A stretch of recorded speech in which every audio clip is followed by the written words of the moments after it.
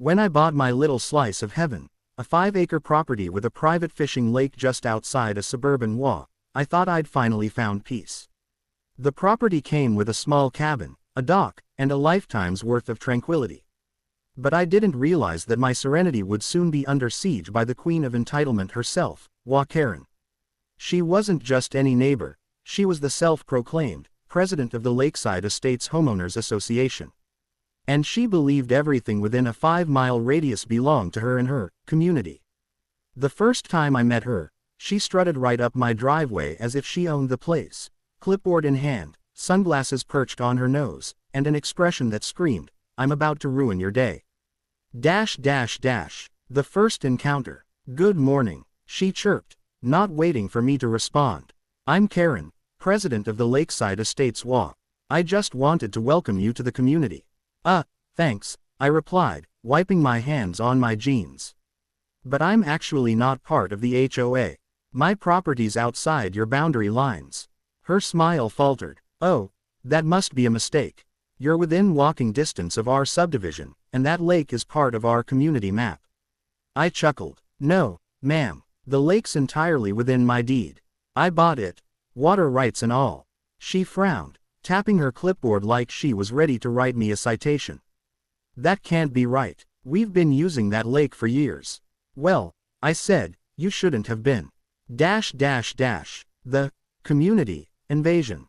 At first, I thought that was the end of it. But a week later, I found tire tracks in my grass and muddy footprints all over my dock. Someone had been fishing off my property. And judging by the litter, soda cans, chip bags, and a few Lakeside Estates HOA summer picnic flyers, I had a pretty good idea who. The next Saturday, I set up my camping chair near the dock to keep watch. Sure enough, around noon, a minivan pulled up and out piled a group of people, a couple, their kids, and a cooler the size of a small fridge. Behind them came another car. And another. Within minutes, there were nearly 10 people tromping down to my lake like it was some kind of public park. I walked over calmly and said, "Hey folks, sorry, but this is private property. You'll have to leave." A woman in a sun hat looked me dead in the eye. "Karen said we could fish here. It's community property." I almost laughed. "Karen, you mean the HOA lady?" "Yes," she huffed. "She said this lake belongs to Lakeside Estates residents." I held up my phone and showed them the property deed I had saved.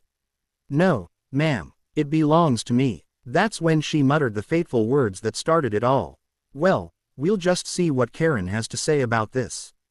The HOA confrontation. Not an hour later, Karen's silver SUV came screeching up my driveway. She marched out, red-faced and furious, waving papers in her hand like she was serving a royal decree. "What do you think you're doing?" she shrieked. "Protecting my property," I said calmly. "This lake is community property." She yelled. "It's been listed as a neighborhood amenity since 2004. I raised an eyebrow. "Do you have the deed?" She froze for a moment, then sputtered, "No, but it's on our HOA map." "That's not legally binding," I said. "The lake was privately owned by the previous farmer until I bought it last year. It's right here in the county records." She stepped closer. "You can't just fence off a community lake." "Well, I can," I said, "because it's not community anything." That's when she lost it. Full-on red-faced, finger-pointing, spit-flying rage. "You think you can just move here and change the way things are done?"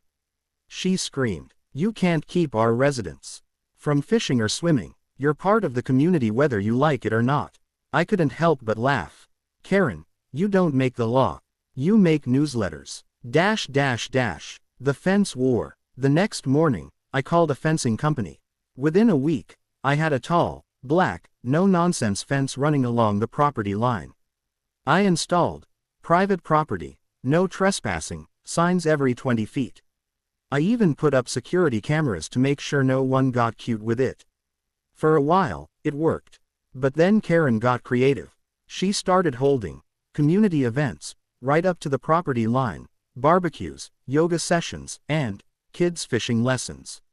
She even placed benches and picnic tables so her residents could enjoy the view of the lake, which really meant they were waiting for someone to sneak in. Then came the letters. Dozens of them. Each one was printed on official-looking wall letterhead, demanding that I cease and desist restricting community access, or face legal consequences. One even said I owed back dues for shared maintenance of the lake. I called the county clerk's office and the sheriff. Both confirmed the same thing. My land, my lake, my rights. The sheriff even laughed when I showed him the letters. She really thinks she runs the county, he said. You're good. Just keep the signs up. The escalation. One Friday night, I heard splashing outside. I looked out my window and saw flashlights by the dock. I grabbed my phone, turned on my porch light, and called out, "You're trespassing.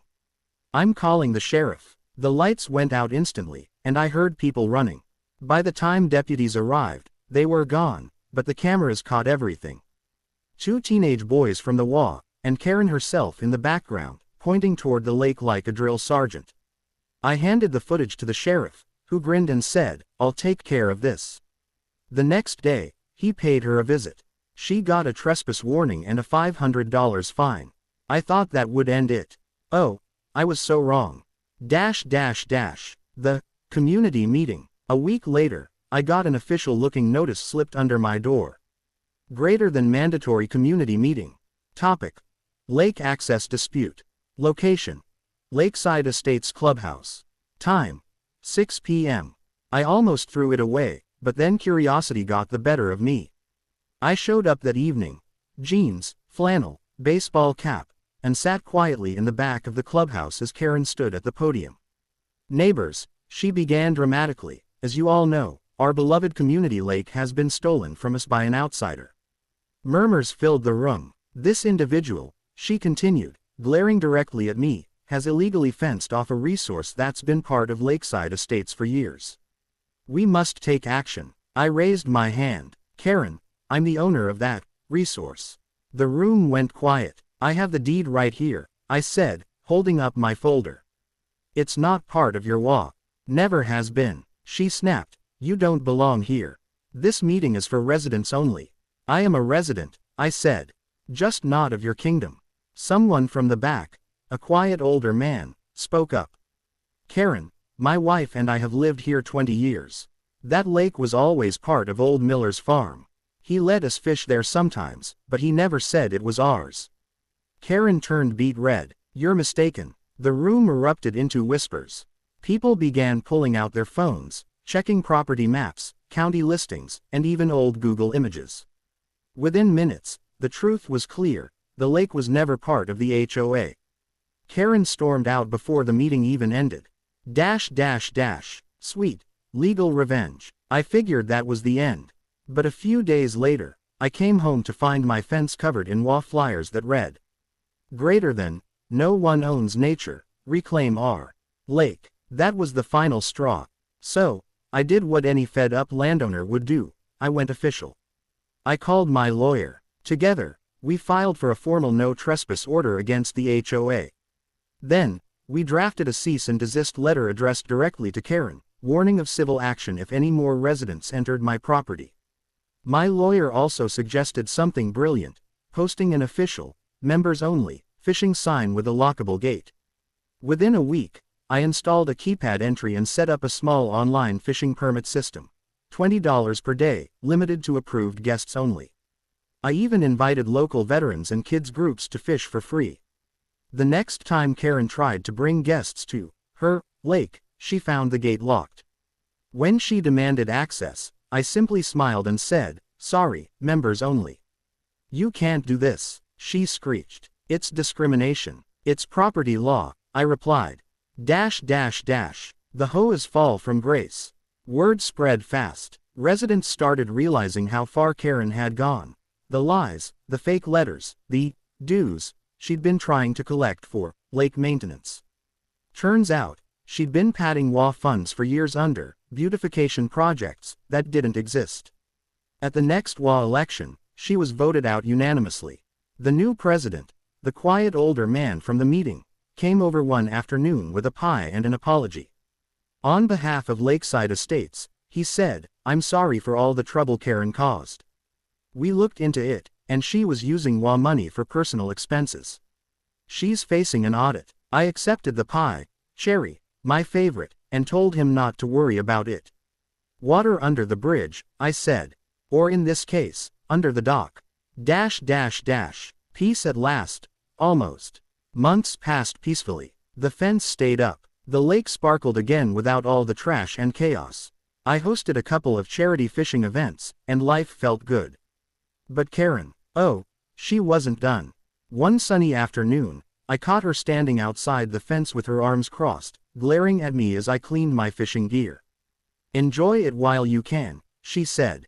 "You can't keep the public from nature forever." I smiled. "Actually, I can. That's why I bought it." She stomped away, muttering something about environmental rights and lawsuits, but I never saw any papers.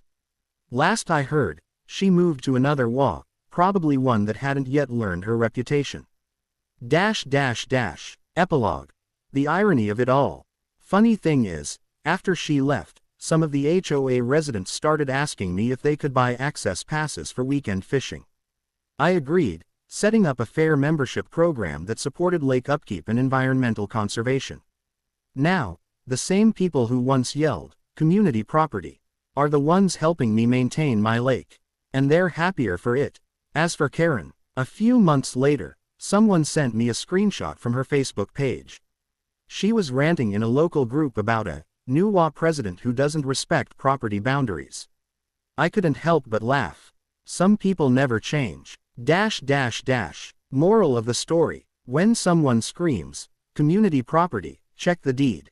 Because sometimes, community just means what Karen wants. And if you ever move near an HOA, invest in a good fence, a camera system, and a lawyer who enjoys fishing.